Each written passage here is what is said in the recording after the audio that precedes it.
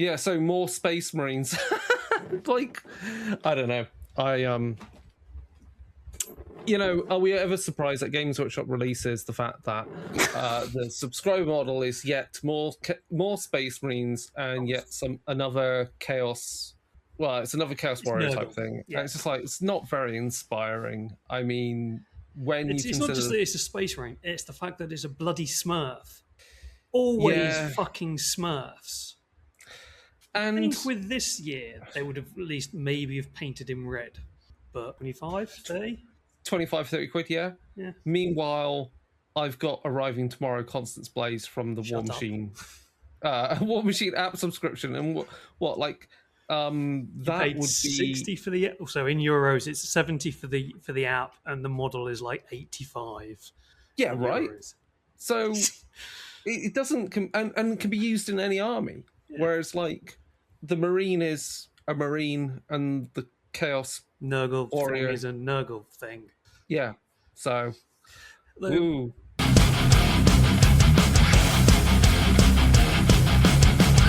Ooh. Before we actually shit on Games Workshop, as we usually do, there is actually something really cool they did this week. They did actually do something that I was quite impressed with. What was that? On Warhammer Community, I think it was Thursday, so yesterday or the day before, or Wednesday, can't remember. They released an article that had cardboard templates to make your own terrain. Now, my instant thought was, are they still jumping on the nostalgia bandwagon because it was to do with the Exodites and stuff? But I thought that was really cool because they haven't done something like that for a long time. Well, to give you the props to make your own scenery. So this has been a thing of late. So I don't buy White Dwarf currently because there's barely any Necromunda content, no Warcry content, nothing for Adeptus Titanicus, nothing for Epic. Who cares? It's 40k, 40k, 40k, a little bit of AOS. But in the AOS sections, they have had for quite a few issues how to scratch build your terrain. Yeah, so they're doing that, and inside the article for the Exodite terrain, they said if you read the full thing that we've put out elsewhere, it talks about how to kit bash AOS terrain into 40k terrain. Now, there are thoughts that this is because terrain is expensive for them to make, expensive to buy, and they don't make much money off it. And so offering them other ways to use the terrain, which would be cool, but then they just also, the terrain is shit and L-shaped anyway, so... they've also updated Combat Patrol for 40k. Yeah, we'll come to... Shall we come to the composting now? Well, the flip side is, they've composted... Within the space of a month, they've composted something that cost about 20 quid, which was the map cards. The chapter-approved mission cards. So, as always, GW puts out every month, which I think is quite egregious at this point, a rules balance update. So they adjust points, they adjust rules, blah, blah, blah, blah, blah. But they also adjusted the layouts. They did actually change the layouts on these cards. So that's not a problem if you use the app or you print something off. But if you forked out 20 quid on release day to have these cards for use in tournaments, they're now useless. A percentage of the cards are now not up to date, and therefore the deck is essentially useless. Yeah, it's so back in the day, like Second Ed AOS, they used to do packs of cards for each army, which it'd be like the war scroll for each unit in the army. They'd do as a pack of cards, which were really good. However, they were out of date before the army was even released. So it's like, I'll buy them. That's 20 quid for 8 A5 size cards. So it's a lot of money for something that is instantly out of date. And this is the main one, other than all our other gripes, is the turnaround of Games Workshop is so quick that they know even before they release something, it is out of date. So they kind of work on the same concept as something like Microsoft, I suppose. That they don't have, like running Windows, and they release something that is broken because the best way to break something is to give it to everybody to stress test it. Games Workshop as a company, they can't stress test every single army, every single rule to make it a good version on release. So they release it early with what they know is shit rules. And because of the speed that people play the game, pick things up, and things are posted online, they can balance the meta within a month. But that means they're trying to sell you a product they know that is going to be scrapped. Yeah. And because there was the stupid video, the stupid Instagram video you posted. I'm going to buy the codex. Yes, that'll be 20 quid. But inside the codex, you get this code to download the app. Oh, so I'll just download the app. But you can't because the rules. You need the rules. Yeah. Yeah. And it's just it's stupid. It's so insane and tiresome. And it's basically because they floated on the stock market. That's we will talk positive things about other GW products later because we've got some musings on Necromunda. Yeah, I'm excited. And I think we're hoping to see some stuff for Warcry actually from the Ogres. Yeah, so we'll talk about. We'll be positive on that. But we do have a bit of a rundown. And at this point, welcome to Realm of Fire. This is where we talk war games and shit on Games Workshop. Yeah, well, that's because we're not a balanced podcast. We do have bias. Nowhere ever did we say anywhere that we are not unbiased. We all have opinions. Yep. We're just middle-aged war gamers who've also worked at Games Workshop, and we have seen the good times. We have seen the bubble. We have seen the pop of the bubble, and we've seen the second pop of the bubble, I think, at the moment. And we've seen the good times again, and then we've seen the pop of the bubble. We're seeing the pop of the bubble again. Many times, I'm sure. It's so we've been the ups and downs and everything else, and that's just question. Talking about we've seen the ups and downs. Let's not get depressed about the timelines of this. When did you actually get into Warhammer? What year, roughly? Let me work out my. Because I got into it at the release, like just before the release of Second Ed, I think it was. I remember buying the Second Ed box set. Second Ed came out in 1993. Oh, 3. Fuck, was it 3? Was that the book or the box? No, that's the box. Shit, no, it must have been later than that because I got into it about 95. Yeah. So it came out 93. Therefore, it would have been an Argos catalogue ready for Christmas, and my mate got it for Christmas for Christmas 93, 94, I believe. Well, actually, maybe I would have got. Yeah, I would have done. I'm just trying to. Maybe it would have been a year later, or maybe 6 months later. But I was in first year of high school, which would be 94. Would you? I was going to ask. You're a little bit younger than me, but also high schools when we were young, they all started at different times. I started in year 7, and I got into it in year 7. And in year 7, I would have been 11, which would have put it at 92.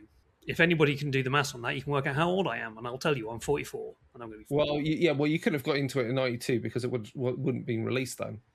Rogue Trader was. Yeah, Rogue Trader was. Yeah, okay, yeah, there you go. And the stores were starting to exist. Yeah. Because where I was living at the time, Norwich had the one. I think it was the second store in the country was opened in Norwich. So we've seen it from the beginning onwards. So we have seen everything. And we've seen terrain go from being green flocked felt mats and green flocked fucking cactuses with red spikes through to the earlier. Well, as we went on, then they started having the city fight terrain. The city fight terrain was good because that led into Adeptus Mechanicus terrain. That then led into Adeptus Mechanicus and Zonal Talus. Yeah. Then we have the more modern city fight terrain, and now we're up to the point where we've got which was all right because it was modular. It was the stuff they brought out for Kill Team initially, and then they built it out. Yeah. And you could layer it and do whatever you want. And now we've got the modern terrain, which that's coming out this weekend. Which is pre-painted stuff. Well, it's not painted yet. They haven't done that bit yet. Oh, haven't they? No, because I don't know how much that's going to cost. There was rumours of it being like a full-on massive box of just everything for like 250 quid or something. Yeah, and along that pathway, we've gone from having games where terrain would be, you would have bunkers and hills and forests and trees, to battlefields with trenches and destroyed buildings, to city fight, which was a big thing for like fourth edition, was city fight was a thing. Yeah, and then they because brought that in... wasn't really possible so easily for people until they were able to produce so much terrain. Yeah. I mean, before then, the only way you could really do something with a lot of terrain is if you had a lot of the card Necromunda terrain, which was a fun way of playing. And then, of course, now we're at the point where the idea of different levels of your terrain has now gone to the point where it's just flat with templates that terrain is sat on. Yeah, so the templates is kind of like the area of what is considered terrain, and then there are separate levels, so like depending on the height, depends on the bonuses. It's all very weird how they treat terrain in the new edition. There's some things which logically don't make much sense to me. There were some things that don't make much sense, and there were some things that make sense but done badly. Yeah. And I just see people house ruling a lot of the stuff. But we'll come back to terrain when we talk about Necromunda, because there's some interesting thoughts about that. Anyway, shall we start with the first bit of bad news? It's not really bad news. So they updated on Facebook. So Trench Crusade's Carcass Front's delayed by a month. Yeah. So apparently it was because they were improving something to do with the plastic models, and just basically how they go together and how essentially how they're cut. So quality control. They're a new company. Fine. Quality control's good. What annoys me most about the Trench Crusade community is that they don't seem to realise that Trench Crusade was never meant to be this successful. So most companies who are massive and big and successful, they know all how to do this very, very easily and very, very quickly. This is a group of about 5 to 10 people who only created the company 4 years ago and expected to make maybe 100, 200,000 quid off it. And they've made millions. So everyone chill the fuck out. I mean, at least we're getting products in a relatively timely manner. Yes, they are now. They are getting them now. It's not like the first Kingdom Death Kickstarter where that is the lightning in the bottle Kickstarter that broke all records. Kingdom Death Kickstarter took 5 years. The second one did 10 million. Took another 4, 5 years. I think they're still trying to deliver some of the. Oh yeah. We're not done yet. It does mean though, every time they go, it's background to Black Friday, I can go, may as well try and get hold of one of the other expansions when it reopens the Kickstarter pledge thing. So I miss my Kingdom Death. So yeah, I think Trench Crusade we can all put up with. Mostly this weekend I might actually prime something. Speaking of Grimdark as well, you may have seen another bit of just awkward fucking news. Did you see that Grimdark Compendium who do the Villainy inks? Yeah. They did a painting competition, and there was a bit of there's a bit of outcry because one of the winners for one of the categories turns out is a complete bigot / white nationalist.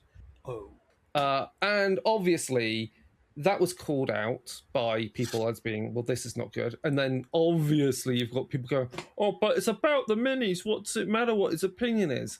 And it's like, well, he's just one guy. Does it really matter? Like, he's not going to jump out of your phone to get you. And it's the whole thing and it's the same thing why Games Workshop put out their thing about Warhammers for everyone. And if you don't like it, you won't be missed. The whole thing is, and it's the same with Vampire the Masquerade, I've been in the same position there, calling out people who've actually called themselves "What's wrong with being a Nazi?" in response to an article I've written. The whole thing is the moment you let one into the community, you let them all in. It's called, suddenly you discover it's a Nazi bar. Do you want? Because the moment you let one person's opinions fly and you go, it's just him, he's all right, he paints nice minis. Don't listen to him. The next time it'll be, it's okay, they're just a group of people playing together. Don't listen to them. And then it keeps going until they're fucking everywhere and they feel welcome at your club. There's a blatant point in view. Look at fucking America. sorry, we've got a lot of good American friends who agree with us a little bit. It's like they let one in and now they're all there. So But anyway, fuck that's that. politics. But yeah, it's a thing because I remember a couple of years ago, a guy got kicked out of the Spanish Grand Tournament.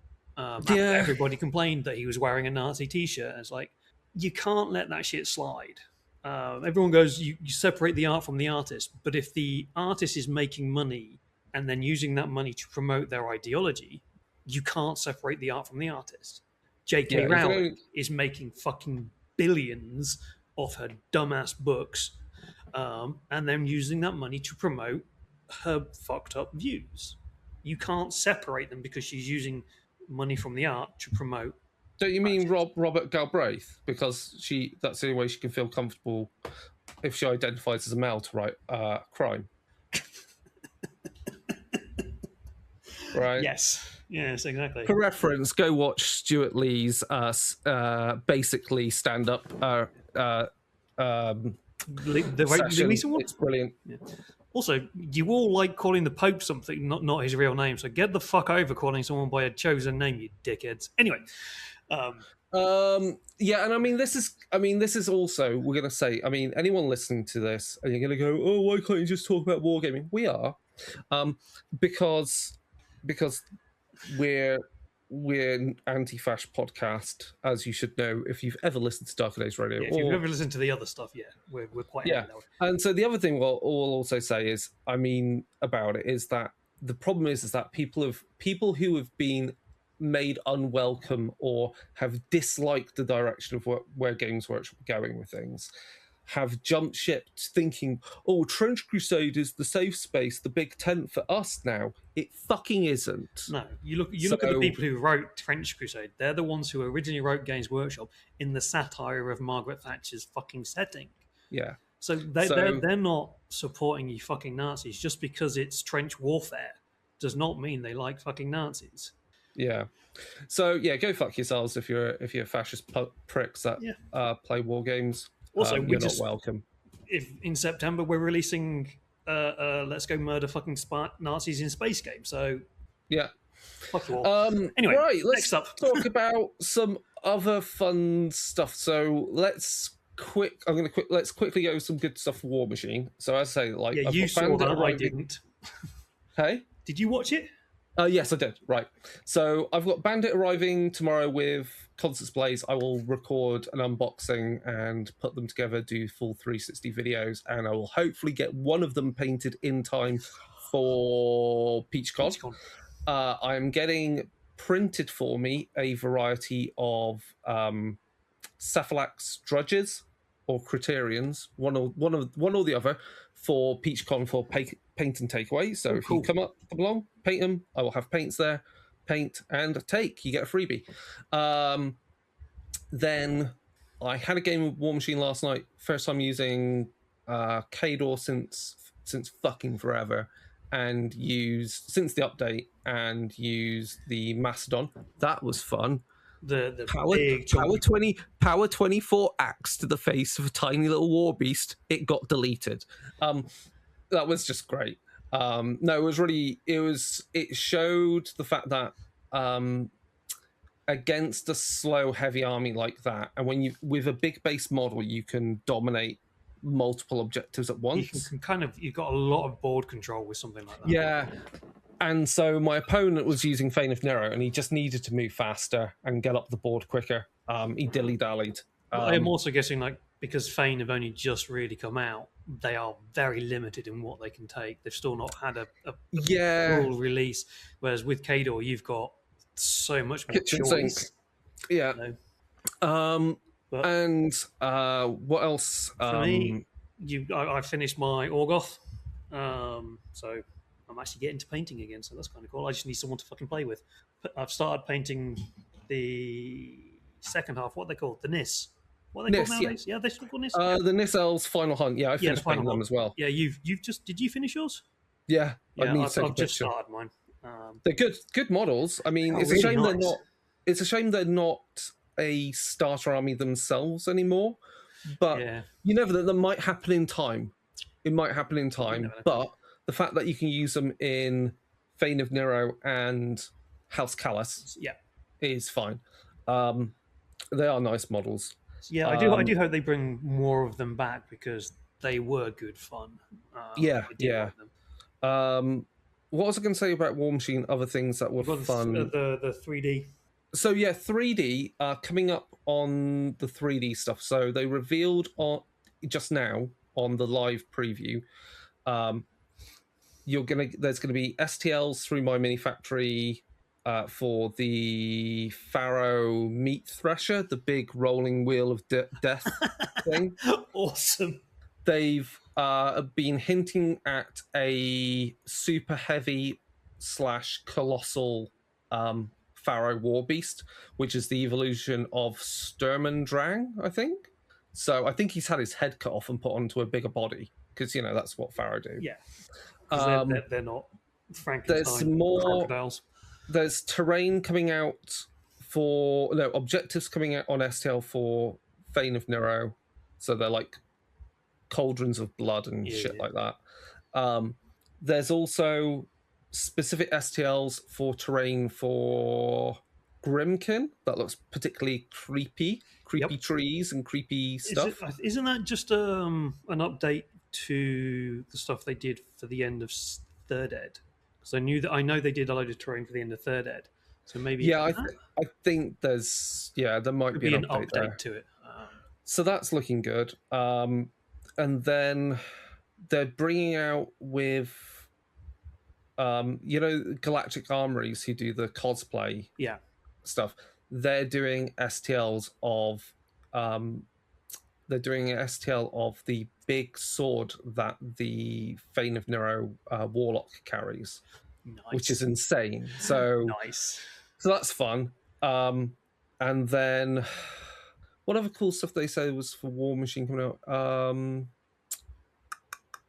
Obviously, there's been a little bit of and ahhing from people on the fact that the way they're doing the releases for Fane of Nero, because they've changed the way you get stuff. So you have the starter force, that's 30 points. You've got the 2 war beasts with all their heads and weapon options that come in 2 separate boxes. Then in the boxes you get following, they are 50-point armies. I thought there were 30. They're 50-point armies. But the war beast that comes in there is either a character war beast or it's one of the heavy or light war beasts or both, and you only get one set of head and weapon options for it. So people are going like, oh, why do we only get one set of head and weapon options? And it's the whole point about every box, every one of these army boxes is meant to be a potential starter point. Yeah.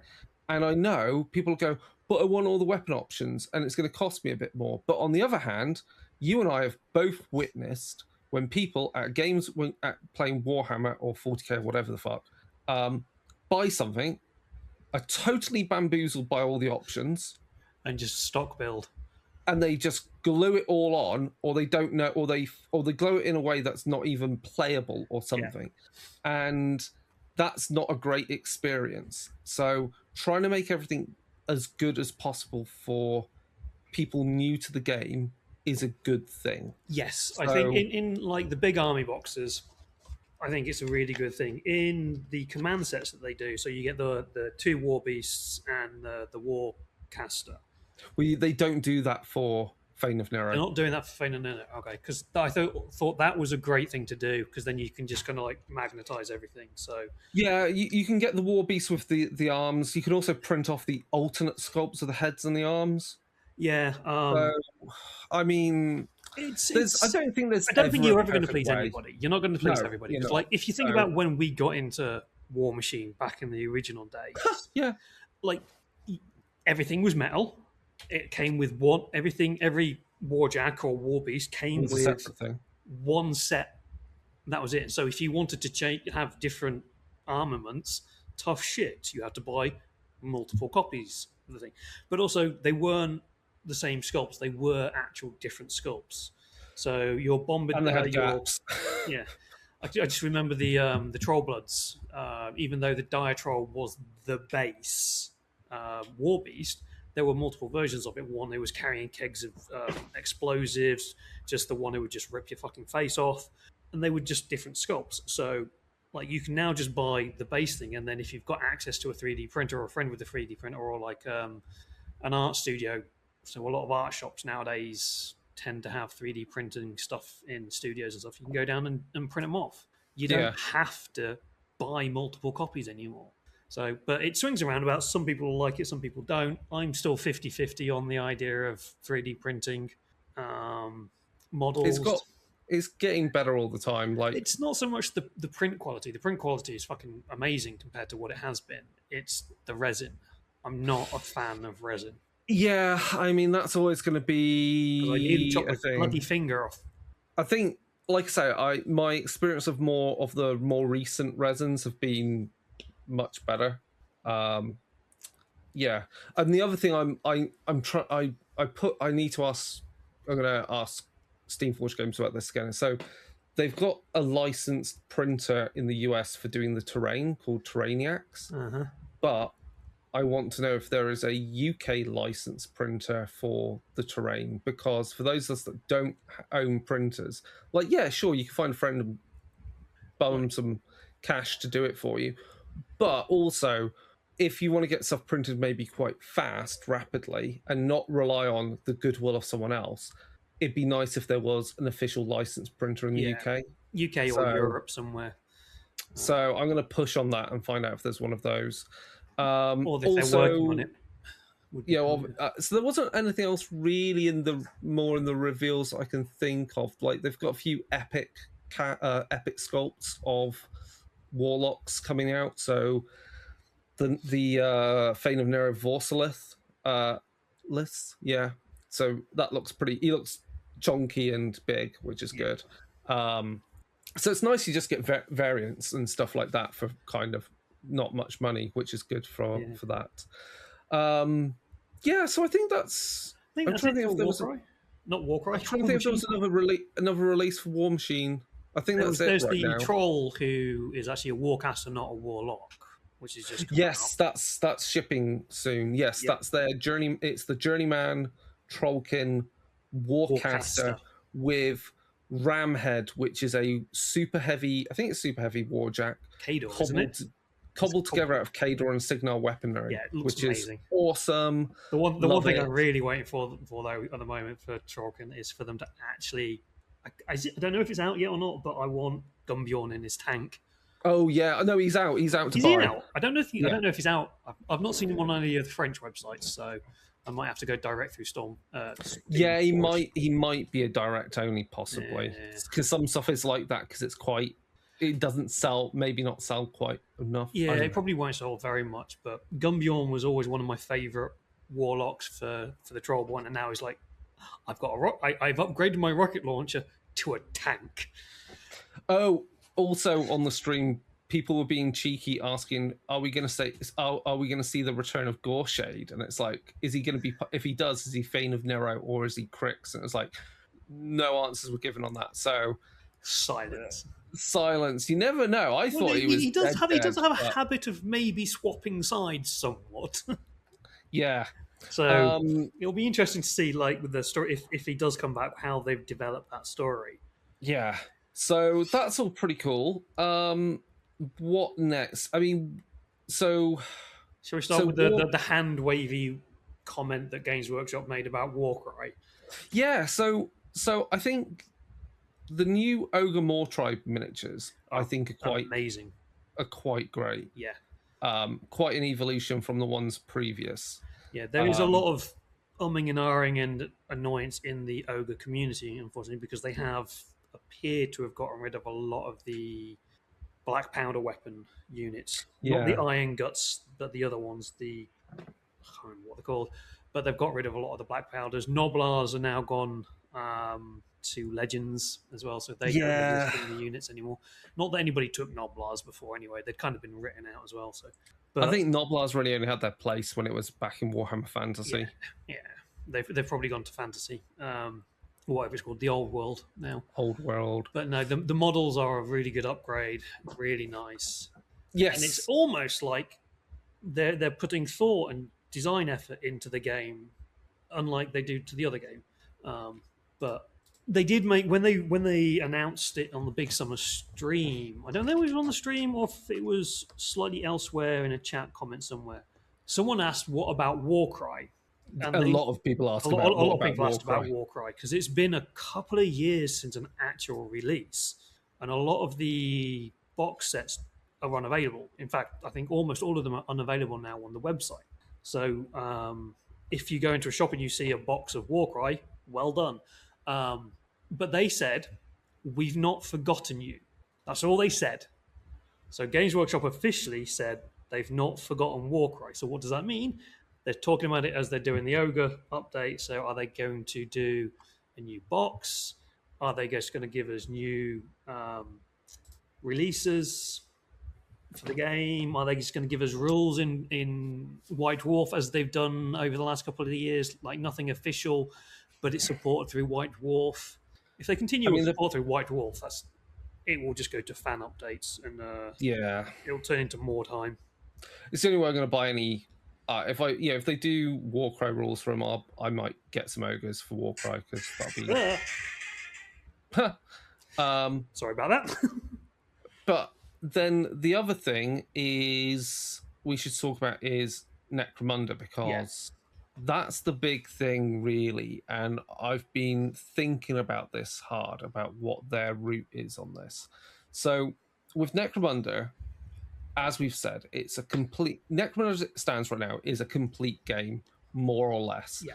Other than we don't have any specific vehicles and such for Chaos Cultists. I mean, there's a few in there that don't have specific things. Delac, Vansar have grav boards, but they don't have a specific Redemptionists don't really have much. Well, but then they tack onto Cawdor anyway. So so there's all that, which I think is fine. They'll address that mostly in this new edition. I think what happened with Necromunda, and it just got too much. There's too much behind it. It's a difficult game to enter into because you could quite easily build a gang that is shit at everything. Yeah, it is. You can't just, with the game as it is now, before the new release, you can't just buy a gang off the shelf and go into a campaign against other people because they will know how to form a gang and they'll have all the extra models and they'll create something. And the box sets as they are now, they are good, solid starters if you are doing effectively a Tale of Four Wargamers kind of stuff. But against people who have been playing it since it came out, you're screwed. The other problem with the game as well is, and it's a problem, but it's also one of its best points to me, is the terrain. Like, to play Necromunda properly, you need a butt ton of terrain. Yeah, and you need to scale up to that. Yeah. You need to feel like you don't have to rush into it. Yeah, and on that note, there's been before we come to actual comments that they have said and rules that they've given us for shooting and stuff, the big question that people have had over the box set release is there's very little terrain in it and it's all flat. There's no three-dimensionality to it. Does that mean they have removed the three-dimensionality of it? Or are they just expecting players to already have the terrain? I think they'll expect players to buy terrain. I mean, they haven't got rid of Zone Mortalis terrain from sale because Zone Mortalis also serves boarding actions for. It serves quite a lot of purposes. Kill team for Horus Heresy. Okay. So it was that's one of the big worries. But as we said at the beginning, or I said at the beginning, like terrain is an expensive thing for them to do, and they don't make much money off it. So was it just more of a let's just re-release everything with the books and 2 new gangs because a big it'll be a £200 box set if they're going to put terrain into it. So. With a new edition, they can repackage terrain in a way as well to sell. As you've seen, they're repackaging the gangs. So which appears to be the base gang plus those extra 5 or 6 models that they did. Plus the weapons. Plus the weapons sprues and stuff. So it's kind of more of a combat patrol in quotation marks. I mean, it would be really nice if you're playing Horus Heresy, you want to play and use those as conscripts. Yeah, or you could do the enforcers as auxiliaries, solar auxiliaries and stuff. So the other thing is, obviously, it looks like we're going to get we'll call it character gangs, which are pre-builds. So I think that's where again, it's that thing of like, I think what they're trying to do with Necromunda is provide a spearhead-like approach to playing, where you go, here's a fixed gang, you can play out of the box, done. You don't have to think hard. You can just play. Let's just play this mission, It's and that actually therefore gives you a great jumping in point. Yeah, because then you can play every single mission in Necromunda in multiple different ways with all the different terrain. And once you go like, I get the game, then you can go, right, let's start modifying the gangs. Yeah, and let's try look at out the new campaign, loadouts. because the campaign part of it is insanely complex. Is another level, and it's not something you can really do as a pickup game. No. So I think offering the two modes of play does make sense. Yeah, and if we look at the way 40k and Age of Sigmar work, is like combat patrol is shit and is broken, but it is a nice way for kids to get into the game. It's not a very good game, combat patrol, but it works as an entry point. Spearhead seems to be the only way that people play Age of Sigmar anymore, and so having other games like that would be great. I think Necromunda is a great one to do it, because a gang, you're going to need probably no more than 15 models, and they're not going to be expensive, chunky Space Marines. They're all effectively human-sized. Necromunda's the funny one, where you basically, most of the money you spend is not actually on your gang, it's on buying miniatures for your gang. Most of the models, most of the money you spend is on accessories and terrain. And shit. Or kit back, like buying 6 kits to make one model. So the thing which I think, we know they're going to simplify things, because there is a lot of wiggly, iffy things in there, like psychology rules and what is it? There's like 20 books. Someone set on the blaze rules. If you're set on fire, is always awkward as well. Yeah. So I think there's gonna be some shaving off of the difficult things there. And but the other thing, everything like, because I've not read all 20 books, because like that, they're big and they're heavy in the hardback. But I'm guessing like there will be repetitions of rules and with slightly different tweaks as they go along. So they're just kind of going to take all of those different versions of that rule and just streamline it like they did when they did 10th edition. Yeah, I mean, one of the things that was always a bit weird and awkward was when they brought out grav boards for Van Saar, and then for Ash Waste, grav boards have slightly different rules, because they introduced grav boards before they introduced mounts in Ash Waste, and grav boards and mounts worked slightly differently, and it was really weird. So I think, again, you can understand why they would conceptually work differently, but do you need rules for them to work differently? Like a horse can jump over a fucking wall. They just need to align them properly. Yeah. So the thing which is interesting, and I thought about this hard, and this is when we always complain about how 40k works currently, how it's always essentially worked, and obviously by comparison how Warmachine works, and also by comparison how most Warcry works. So if we go through it step by step, so if we talk about how Warhammer 40,000 works rules wise with resolving shooting, it is pick your target, is it behind cover, what's your range, do you have equipment that modifies this, and therefore you work out your pluses and minuses to your roll to hit. Yep. Based upon your ballistic skill. So if your ballistic skill, let's say you're an enforcer, your ballistic skill is generally going to start off at 3+. -1 to hit because they're behind soft cover, +1 to hit, you're at short range with a bolt gun, done. Obviously, you have to do the pluses and minuses. There's no limit to plus and minuses. You can also get to the fun place where you need to hit on a 7 or 8 or 9+, which is where you have to roll a 6 to hit, followed by a 2, 3, 4, 5. Is that still a thing in Necromunda? Yes. Then also, don't fucking start me on the fact that Necromunda also had a thing which I fucking detested, which is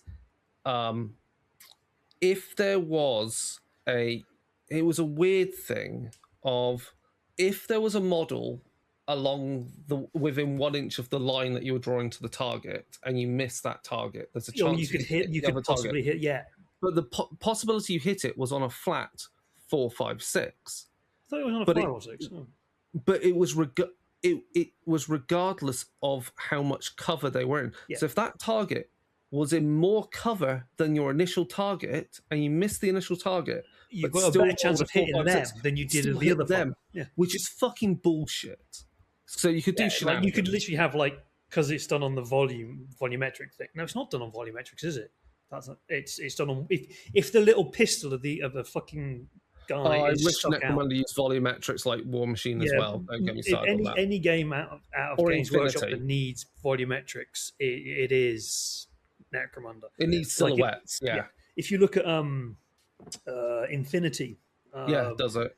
they learn from, so in edition 1 it was you look at the model, if you can see part of the model you can shoot it, and then they went, yeah, that's not great because we have tags and these things are fucking really dynamically posed and look awesome. What if the model's crouching and stuff like that? It's just and they just went, no, a normal guy has the size of its base plus 28 mil. Yeah. It's that rectangle. Something on a bigger base has a different silhouette, and that's what Warmachine does as well. Yeah, and it's great because it, like, you can have these great dynamic poses like the girl who's on the wrong size base there, but it allows you to have these dynamic poses and not fuck with line of sight things. So that was the first problem, is the weirdness of rolling to hit, and then the 6+ blah blah blah to hit. Then the other thing is, if we go through the process of rolling to hit, first of all, you've got to work out all your modifiers to roll to hit, right? Then you got to work out all your modifiers for your roll to wound. Yep. Then you got to work out all your modifiers for the roll to save. And along that process, there might be something that interrupts that flow. Yeah. Now, the question is, can you speed up this process? Now, if we talk about Warcry does this all in one roll. So if someone is behind cover, their toughness, I think their effective toughness goes up, and therefore what you need to roll is one harder, and so forth. And of course, then anything you roll, your attack is a success, your attack and and therefore your damage. wounding is one roll. That's it. And there's no modifier for range in that because you're generally operating at quite short ranges. Yeah. Then if we go over to Warmachine does you got to roll to hit.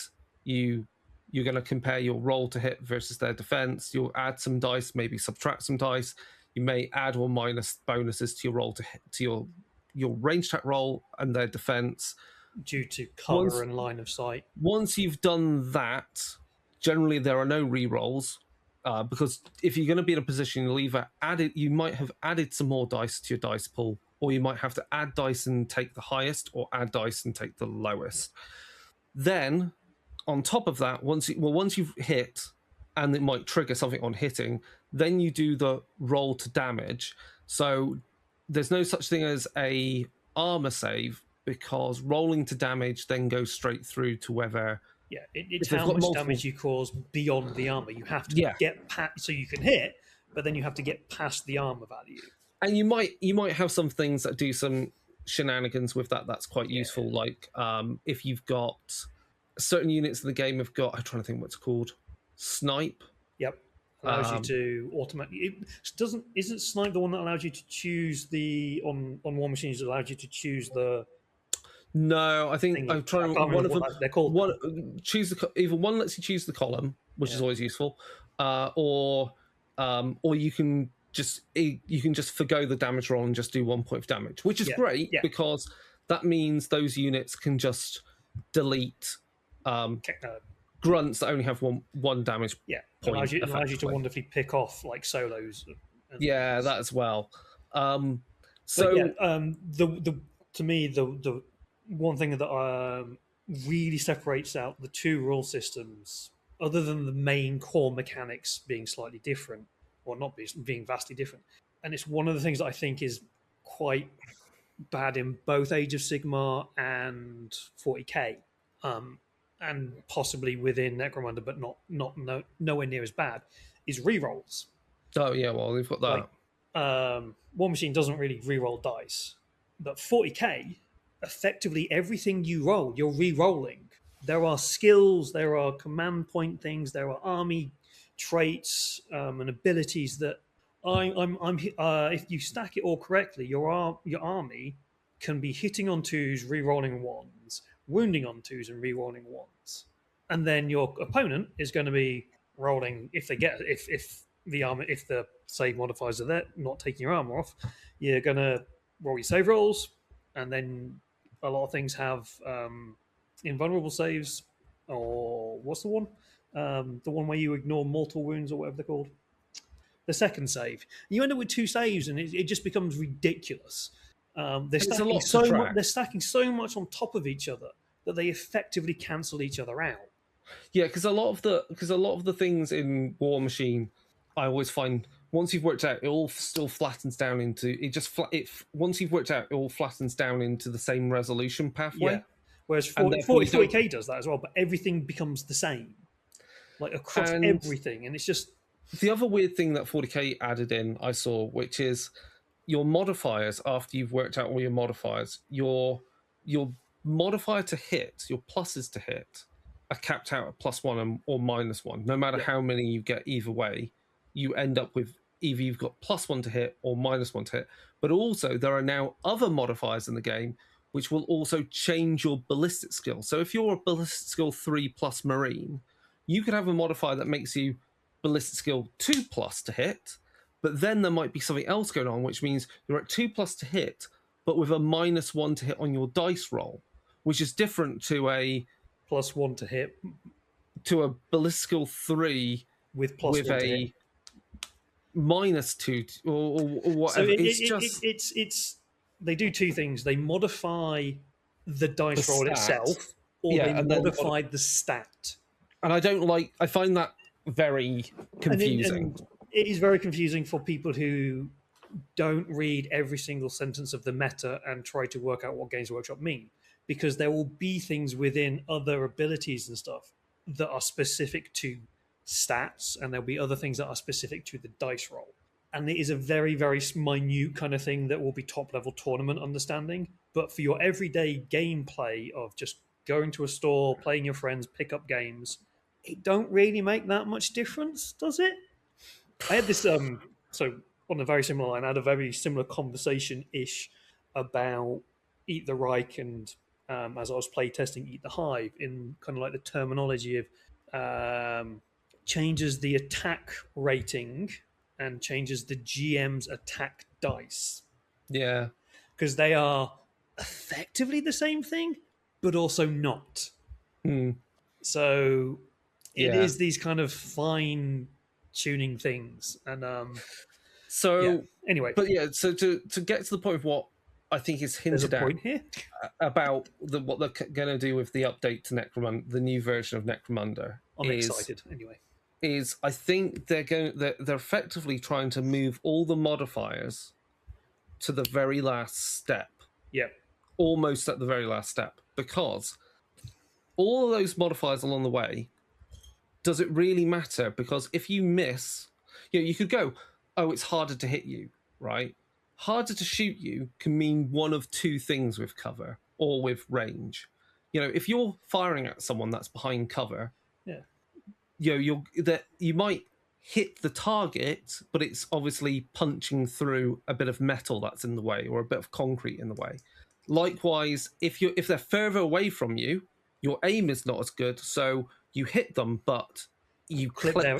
You clip them or something. So I think this is all about trying to take that definition of what does it mean to have a hit or a miss, and moving that qualifier from into the other places. So obviously, I think we'll see that a weapon that can cause multiple damage might do less damage at longer ranges. So your classic is a bolt gun does 2, if it hits, does 2 damage, inflicts 2 damage. You get to roll. If you roll to wound, it does 2 wounds. But if you wound and it's not saved, it does 2 damage. So if you're firing at long range, maybe it's if you are wounded and you fail your save, you only do 1 damage, which I feel makes a bit of sense.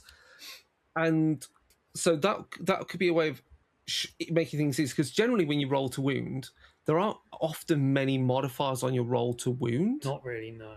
Nothing really ever comes into that. Which to me makes a lot of sense, because the hard part of combat is not the amount of pain you cause somebody, it's actually hitting them first. Having done a lot of mixed martial arts in my life, the problems are not. I know if I can connect properly to somebody's face, they're going out. But getting to connect to that person's face correctly is a lot harder than you think. So, you, I've always had this problem with even when I started playing back in the early mid '90s of ballistic skill and then weapon skill versus weapon skill. I've always had this major problem with that concept. And then strength and toughness makes it a little bit more tense to me, but Yeah.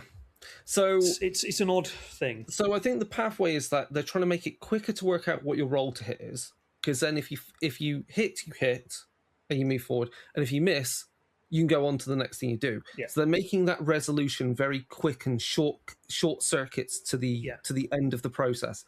Because then if you hit, you've worked that out very quickly. You just go, what's my stat? I need a 3-up. Done. Move to the next thing. I need to wound you. Strength 4, toughness 4. It's a 4 to wound. Because we're talking bolt guns here, maybe. And obviously, if you fail to wound, done. Carry on. If you wound, then we can go, right. What's the range? Are you behind cover? What's my armor? What's your armor? And then you can go, oh, okay. And I think this will therefore change the balance of play a little bit, because more things will be able to shoot and hit generally. Things will be less good at it. Which will mean it'll be interesting to work out what the qualifier is for whether someone is pinned. And I also possibly, I don't know, don't quote me, maybe this might make more sense actually as well, because generally with shooting, as long as you hit the target, then they're pinned. Now it's going to mean a lot more, because you've got less of these modifiers on. I think generally gangs are going to have more chance of hitting someone. It can also mean less requirement. I think they might rebalance some of the ballistic skills on some models, because you'll have less need to have models with ballistic skills of 2+, because you're not dealing with those modifiers as much. So that gets sorted out a bit more. That'll mean less things are getting pinned. So it's kind of balanced out. Like your sharpshooters are now less likely of pinning people, whereas your grunts who are not as good are maybe a bit more likely of pinning people. Which is kind of, to some extent, that's kind of how it would work. You would use your grunts to pin the person, and then your sharpshooter would run around, see that they're pinned, and pick them off. Your sharpshooters are not the ones who are meant to be pinning people. They're the ones who are meant to be taking people out. And your general grunts are meant to be running and gunning, causing havoc, making people duck behind cover for the random shells.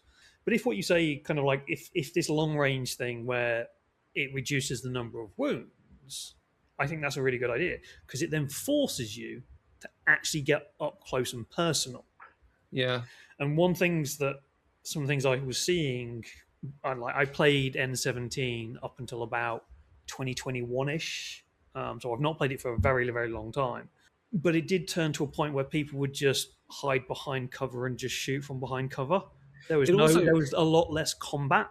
It might also make it more possible for models to hide behind cover and survive blasts from like a las cannon or plasma cannon being fired at you.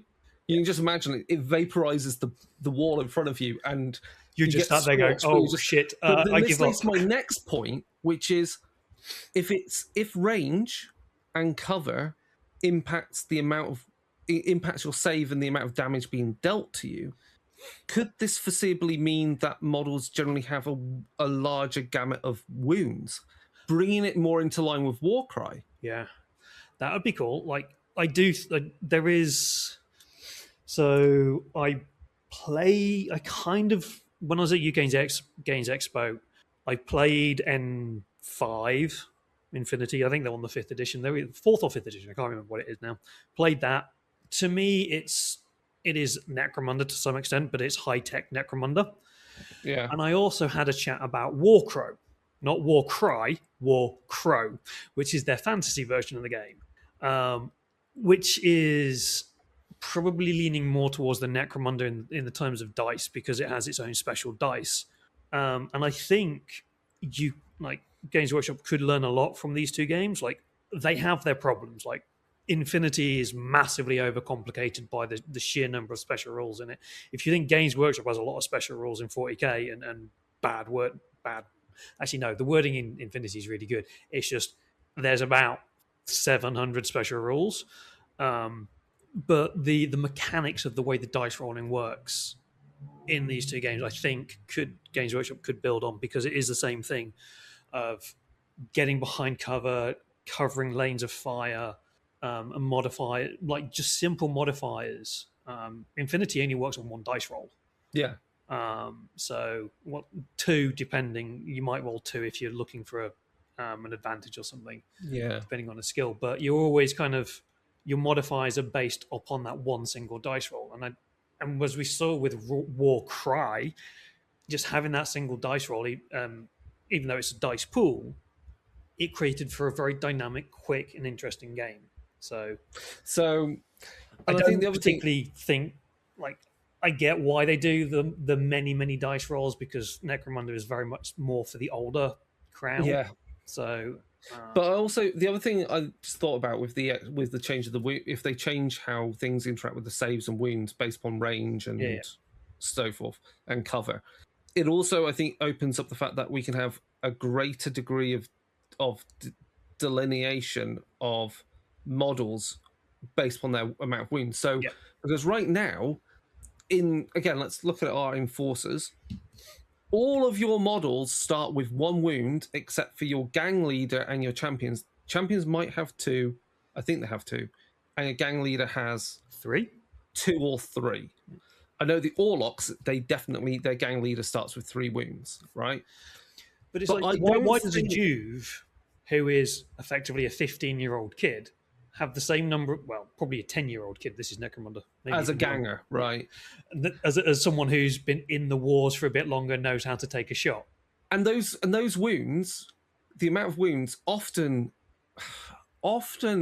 doesn't really mean jack shit when you've got models in the game deleting other models by using things like las cannons, bolt guns, and las cannons, plasma guns that have got dealing like 3, 4, 5, 3 damage at least. I think maybe 4 on a shot if they're rapid firing.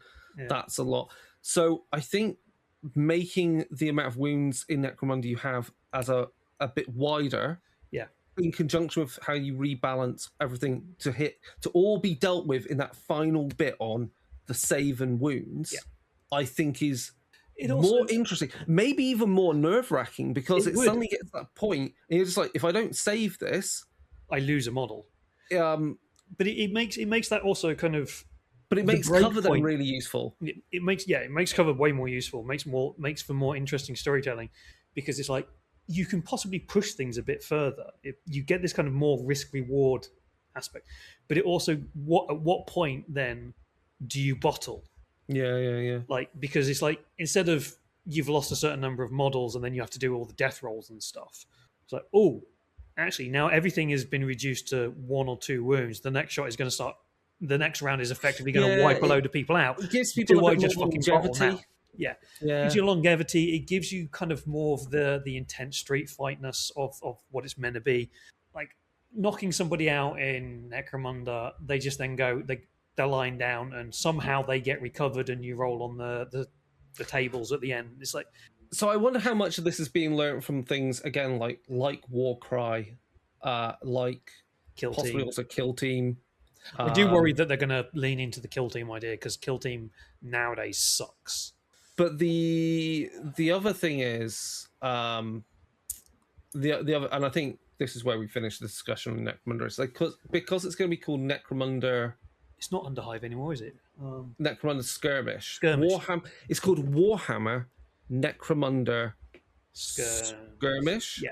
Are they turning Warhammer 40,000 Necromunda? I think it's Warhammer 40,000 Necromunda Skirmish. Yeah.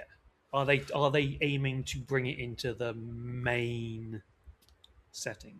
Well, I don't think it's about bringing it into the main setting. But I mean, kind of like coagulating the rules concepts. I think it's going. The thing that I think another.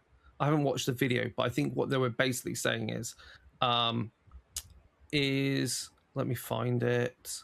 let me find the update. I just want to make sure I know what the thing's called. There we go. Yeah, it's Warhammer Necromunda Skirmish. But if you look at there's the core rulebook of Warhammer Necromunda Skirmish, and then you've got the other rulebook, which is the other books, which is so. I wonder, much like Warhammer Quest it's Warhammer Quest, and then it's Blackstone Fortress, Warhammer Quest, Warhammer Quest, Curse City. And so is Warhammer Skirmish ... is the ... therefore in the middle now, establishing the fact they're going to have things that might operate off the same rule system. Well, if you look at what they did with Warhammer Quest, each of those games used a different rule set. They used some of the same core rules of the dice resolution. Like Darkwater and Curse City are different. And Curse City is definitely more similar to Blackstone Fortress. Yeah. Like Blackstone Fortress is definitely the best one. But the problem with that, if that is the case, then that worries the shit out of me, because they did not playtest Blackstone Fortress or Darkwater. Darkwater, there are scenarios in the book that they published that you cannot complete. They are actually impossible to do because they were not playtested. And so if that is what they're doing, then there's a massive problem, because that means they're not playtesting. But then, does Games Workshop ever playtest anything? And then the other thing is that they say in the article about that they're gonna like update how improve how campaigns are run, which I think is fair. Campaigns are a lot of hard work. They are a lot of hard work, but if they oversimplify it, they will lose a lot of people, because a lot of people like the granularity of the campaign system. Well, yeah, but then, like I say, currently Necromunda as it stands is a complete game, so you can always just buy that. So I think we'll see. I'm excited to see what they're doing, because there is a lot of good possibilities. Yeah, I think there's an opportunity to do some actual like modern games design. Yeah. Right, and then does that cover everything we were going to muse about? I think that's essentially. Oh no, the other thing I linked to is that we're starting to see the previews of minis for Confrontation, which is great. Incarnation, yeah, that mini. Incarnation, as it is now. So they've released more of the 3D scans of models, so this was they've shown off a dwarf. That is a which dwarf? Which faction of dwarfs is it? Tinnabor. Yes, because they're going to be one of the main factions in the new box, aren't they? Yeah, he is Thorvald the Fallen, and is really part of their dungeon crawler type game they're doing called Depths of Cadwallon. Yep. Cadwallon being the mercenary city where basically every faction can essentially exist. It's basically them just doing the D&D board games. Yeah, I mean, I think it's a perfectly fine place to start with that. It's a good way to reintroduce things and kind of maybe earn a bit of trust back for the name. I went into BackerKit. Was it BackerKit? I went into one of them, or Backer GameFound or whatever it was, a couple of days ago to check some of my things. I noticed that I'd not completed one of my forms, and lo and behold, it was what was it, the 2018 or whatever it was, when they tried to re-release Confrontation and basically just stole everybody's money. Oh yeah. Oh yes, no. How much did I put behind it? Oh, $1, because I learned very quickly that whole thing was a scam. Yeah, well, Cool Mini or Not's in like dire straits as well, so fuck Cool Mini. Screw them. Anyway. I think that covers everything I was interested in with stuff, because I think there's some interesting games and minis coming out, or just stuff going on generally. I can't think if there was. I'm going to do a. Oh no, wait, there was also another good one. We'll do quickly. Because I'm just going to cover some other cool stuff that's been spotted. So I think, let me see. New releases. I think it's under War Games Atlantic is doing a box of not heretics for 40. That's basically for 40k, but not 40k.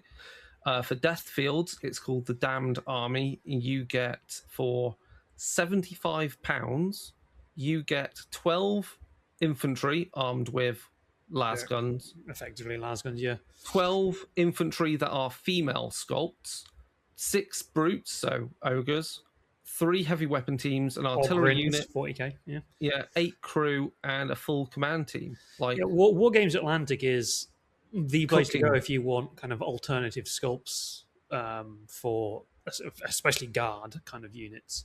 yeah, and they've There's got some also like you interest- could go into Conflict 47 as well if you want alternate games, because Conflict 47 is really kicking off. Well, speaking of that, also War Games Atlantic do some Conflict 47 adjacent models. Yep. For something they call Marcher, Empires at War. Yeah, Empires at War. Yeah. So that's their setting for it. It does have a rule system, but again, you squint at the models, and you're just like, yeah, we can play that in 40k. We could use it in Conflict 47. Yeah, So, there's also one-page rules have just released their new. They've actually released the 2-player starter set for their sci-fi game that I can't remember what's in it now. oh yeah, and also War Games Atlantic has got some Trench Crusade adjacent stuff. They've got a box of Trench missionaries. So again, you've just got some alternate kind of looking sculpts for that. They're a bit more steampunky, but Grimdark Future, that was it. That's the good thing about, I think, with Trench Crusade, because obviously it came out with, it started with a load of STLs, but they were very open about go kit bash your own stuff. And they're still very keen on kind of like going and creating your own stuff. They're not obviously fixing people to having to get their own models. And War Games Atlantic definitely leaned into that. And there's been a load of other STL companies out there. And also, go fuck yourself, Games Workshop, for shutting down a load of STL companies. The one-page rule has got a load of not Vespids, and what are the? There's like a human unit that not space lizards. Yeah, I'm also looking at. I'm just looking at Beasts of War because they've also got some cool stuff. Wow, the Broken Truth, Broken Truth, one of the 2-player starter sets for Grimdark Future, literally has a Stegodon with a Tau cannon on top of it. Oh yeah, hold on. I've just seen there's some other interesting sculpts because there's minis coming out from people which are interesting. So there's a game called Sunrot, which is again another Grimdark cooperative board game. I've minis game. heard the name, but I've not. It looks vaguely in. Oh, we're it's getting this. a lot. We're getting a lot of these type of. It's basically it's grim. It's grim Bosch. dark. It's Bosch. It's Hieronymus Bosch artwork made in miniature form almost. Yeah, and it's also reminds me a bit of what's it called? Moonstone. Yeah, a little bit. That looks vaguely interesting and kooky. Yeah, but because of the prevalence now of 3D printing, it is so easy for people to create their own games. Oh yeah, which is not a bad thing. And it is, as we're seeing, it is slowly starting to eat at Games Workshop, as they've played on this. We've talked about it before. They play on this FOMO idea of when you release a box, fear of missing out. But this time, like they're a load of flagship friendly local gaming stores are trying to give away 11th edition. They've got too many.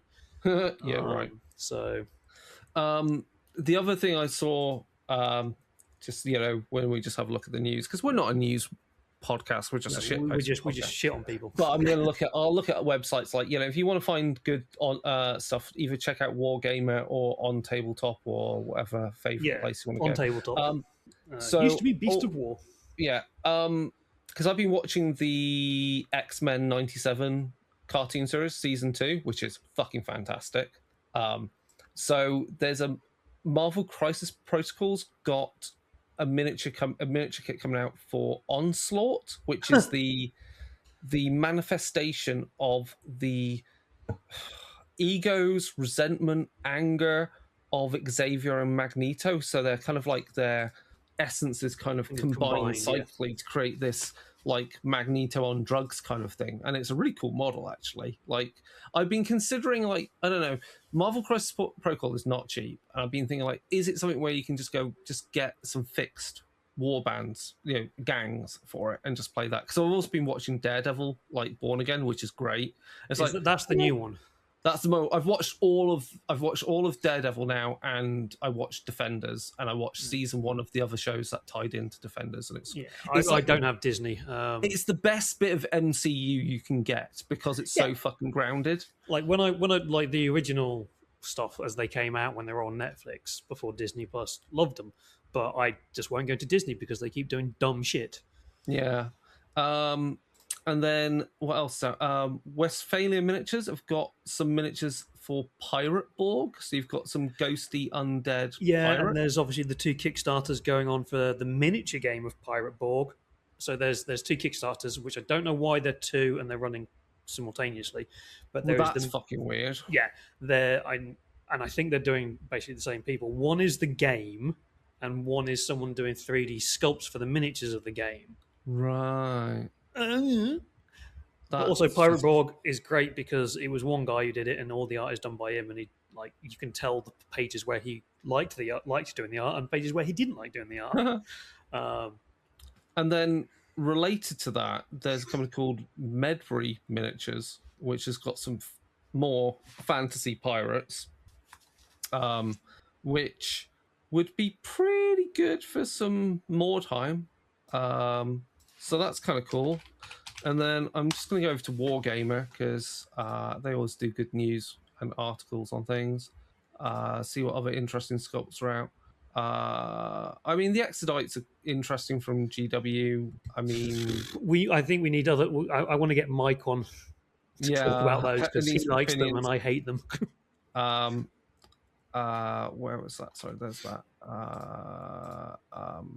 What else is there? I'm just looking. I need to. I've only watched the YouTube short video, or was it? Yeah, it was on YouTube of Auntie Donna do Warhammer 40,000, learning how to play Warhammer 40,000. Funniest fucking shit ever. Oh, that's the other thing. Learning how to play Warhammer because obviously it was virtual. Oh no, is that Warhammer Academy? Oh yeah, okay, yeah. Let's have this as the. I'm going to see if there's any positives before we go in on the negative here. It's not £700. Yeah. Okay. Oh, okay. Yeah. So Warhammer Academy is a platform where you can watch a bunch of videos to learn the lore, to learn how to paint and put models together, and learn how to play the game. It's all free, which is good. You're not having to go to a £700 course. You have to sign up to Warhammer Plus, don't you, though? Yes. But that's free. No, I thought you had to sign up to you don't have to Warhammer subscribe. TV. It's free. It's not paywalled. So it's not on Warhammer TV. Warhammer account. Okay. Then the thing that's really funny about this, because I was watching before watching Peachy's stream, it was on Honest Wargamer, and it came up because I was just like, it's on my Twitch, and I had a look, and he was looking at this site, and it was like, I wonder if I could do this. You can complete things without even having watched the video. Oh, that's like our health and safety things that we do here. Yes, yes, entirely. It's health and safety. And then the next thing is, and this is like... But isn't it, you said as well that it's done by the most boring sounding people. So the problem is that Games Workshop really right now only has 2 people as their faces for the social media. Yeah, it's the two guys from the community who do all the Twitch stuff. Yeah, and anyone else that does something is generally behind paywall stuff on Warhammer Plus. Well, if you look at you've got Peachy, Duncan Rhodes, and Louise Sugden. Those three left and created their own channels, and it kind of all died after that. So the problem is, I mean, let's just be fucking honest, right? It's 2 beardy white guys who look Hey. very let's just be honest, like, well, hey, who are very stereotypically looking as you would expect for wargamers. Yeah. Talking through all the lore and how to play, and it's just the delivery of it is like, it feels like they don't want to be there. Did you ever sign up to Warhammer TV? I did for a bit. Yeah. Did you watch Lore Masters? I caught one and it was dull. That's to me, from what I've seen and heard of Warhammer Academy, it's effectively that. It's this one guy who is just really bland, and this is who the High Elves are, and they worship the shards of and they live on Ulthuan, and they do it's this. all the detail you want, but it's just delivered with like zero excitement and enthusiasm. Yeah. And that's terrible. Yeah. It's not a great experience. There's no modulation of the voice. It's just, this is Warhammer 40k. This is it's not quite that bad, but it's it's like listening to a lecture. And we've all been. That's how there. I lecture. Yeah, it's just not great stuff. So, but the other option is whoever Vanguard Tactics £700. Learn everything you need to know how to. But that's only how to play the game. And I'm like, well, you pay £700 to learn how to play the game. Do you continue getting lessons as they do the meta updates? Yeah, which is why people drop out of the game, because people that don't who play infrequently, effectively have to relearn the game every time something updates. Yeah. So yeah, Warhammer Academy, I think in principle a good idea, but is it required when YouTube is there with everything, with a plethora of people on there who are very personable, very professional, and have a lot more experience delivering higher quality content. Yep. And when that's there, what is this entirely separate video platform really achieving? Yeah, to me, when I heard that they were doing Warhammer Academy, it did feel very much like a knee-jerk reaction to Vanguard Tactics. It really did feel like that. And from what they're seeing and what you're saying, and they're showing out there, it feels like it has been a very rushed response to. The other thing is, does it not speak to how have we got to, like, okay, I know hobby videos are hobby videos, and learning to paint and everything is a very more explanations and examples is always welcome. But with the lore, there are people whose delivery style of that, and their thing is just lore, and they're great at it. Why do you need this thing extra? And with regard to how to learn to play the game, though, this gets back to the other thing. Why has a game got so complicated that it even necessitates this? Because it is over a ton of however many minute long videos to do it, or the most boring delivered actual play of a game, or you have to turn to you're so tournament like orientated that you're so tournament like brained that you're so willing to spend a huge chunk of money on learning a new edition because the game's got so complicated that you need to learn it that way. But there was this path. What was it? It would have been kind of like the late 2010s, early 2020s. There was a series of YouTube videos done by Geek and Sundry on how to play games, and they took you through multiple games. Yeah. And this was at the point when they did AOS 2E, AOS 3, and just after 8th and 9th edition. And they did 20-minute videos of how to play the games. Yeah, and that's all they needed, and they were fine. Geek and Sundry, yeah. And she's very, and again, this is the problem, is you've got a multi-billion-dollar company unwilling to put down true hard cash to get people who are very fucking good at doing this kind of content. Yeah, and it's one of those things. It's hurting.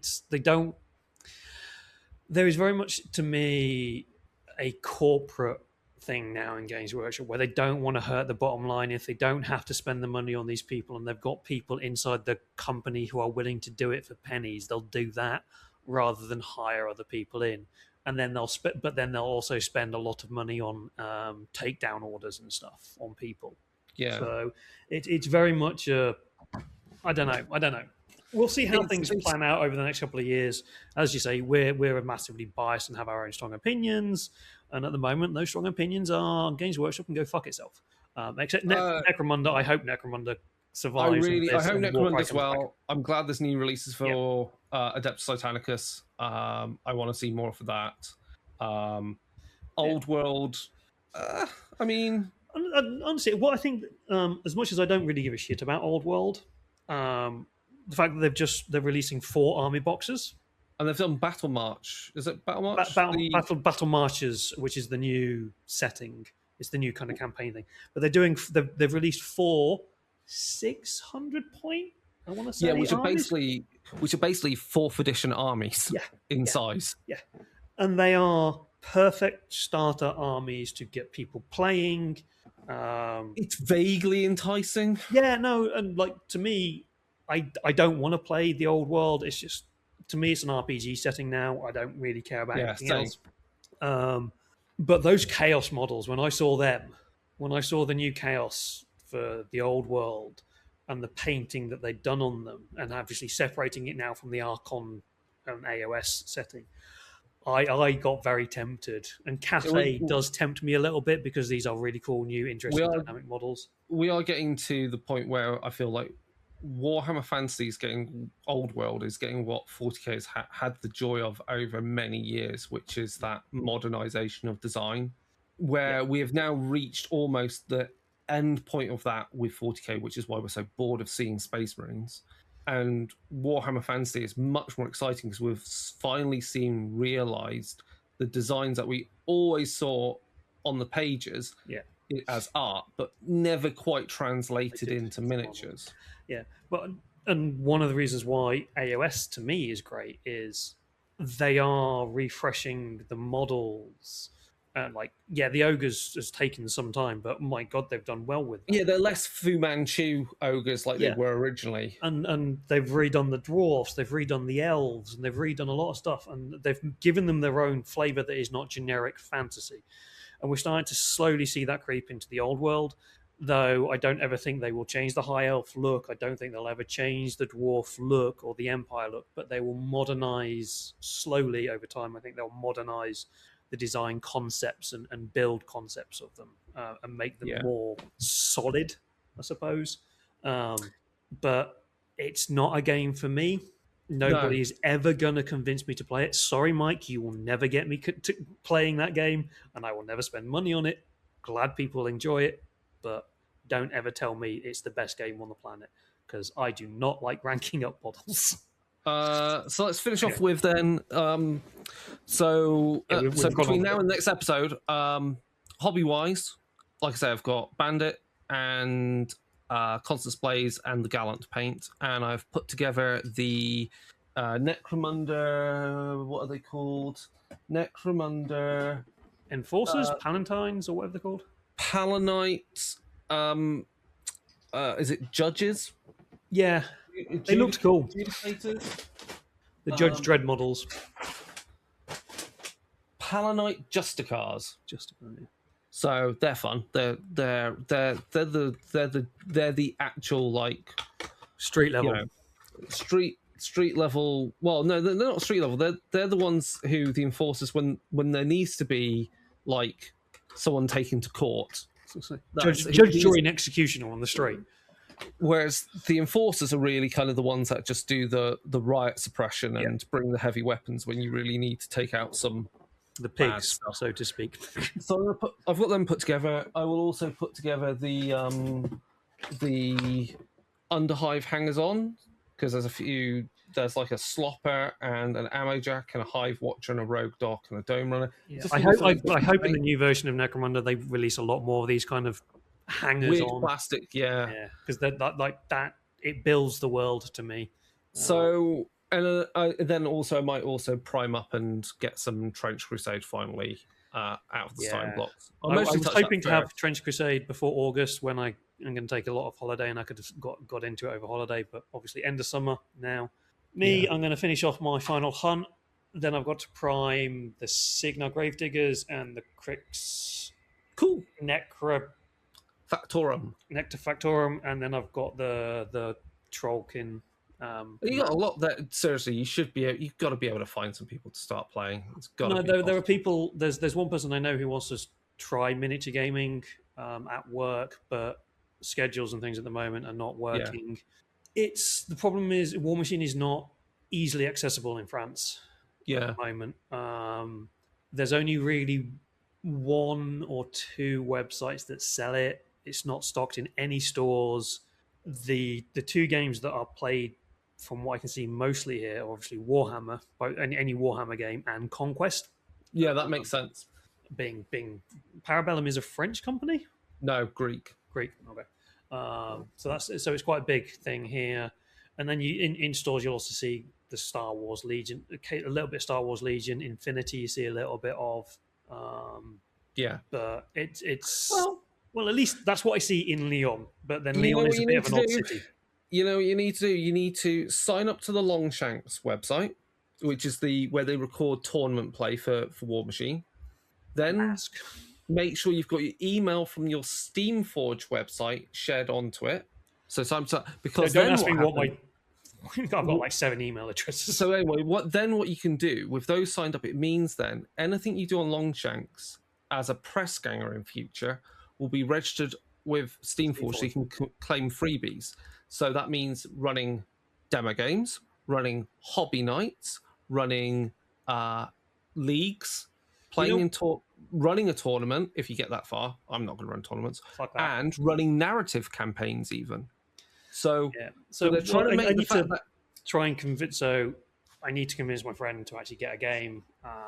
But Leon does have. There are some big gaming. There's a big gaming convention here. Problem is they moved it, and they moved it to the week before UK Games Expo, whereas it used to be in October.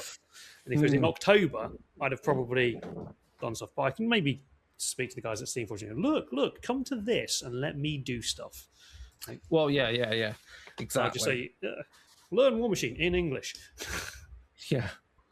Right, I think that's everything. Only last thing to say is that if you go over to, there'll be a link in the show notes. If you go over to Theatre Macabre, that's Hamilton's YouTube channel, you can see a Q&A of all 4 of us chatting about how we developed, wrote Eat the Hive Abattoir, which is a RPG using the Eat the Right rule system. It's basically a hack of that to be a dystopian, grim, dark, not Necromunda inspired. Not inspired by games that we love. Obviously, it's things like Judge Dredd, Necromunda, all of those things. All the classics. That inspire. Even June. June is definitely in there. Yeah, definitely. So go over that. We're getting close to starting the crowdfunding on that. And then obviously related to that, the website, the GameFound website is live for Trash Humanism, so you can register your interest for that. That is using, again, a Roan Rook and Descartes system, which is the resistance system taken from Spire, and that will be a post-cyberpunk, biopunk RPG about revolutions in a dystopia where people do not have autonomy over their destiny, their genetics, and their bodies. And go down the Urban by Le Destroy. Yeah, there'll be tons of cool stretch goals for that and everything. We've got some great writers lined up that come from all different areas of expertise. And then hopefully sometime soon we'll have Project X, which we can talk about a bit more. Hopefully but soon. With that, we are done. So thank you to you, David, for taking time out for doing this. Thank you for everyone that's listening. Contact us, www.darker-days.org. You can find all the contacts there for our email, Instagram at Darker Days Radio. I need to post there a bit more. I need to update my own blog a bit more. And we've got... I'm sure we'll work out a regular episode sometime soon. We've got other deep dives to do. We need to do the rest of Heart. We need to do the rules and characters. Oh, shit, yeah. We're partway through doing Heart. So we did a deep dive on Heart as a setting. With Grant himself. Yeah. We need to do Heart as a deep dive Heart on character creation, and then do some playthroughs. That's next on our list. Yes, that might be after summer though. At this rate, I'm going to be busy all August. So also, if you go on to the YouTube. Obviously there's some more shorts up of unboxings and stuff. And there is a lore episode on Gorshade, aka Gearshield for Warmachine, and about his background, because he ties in very neatly to the Fane of Nero. So yeah, that's everything. So cool. Thank you and goodbye for now. Bye.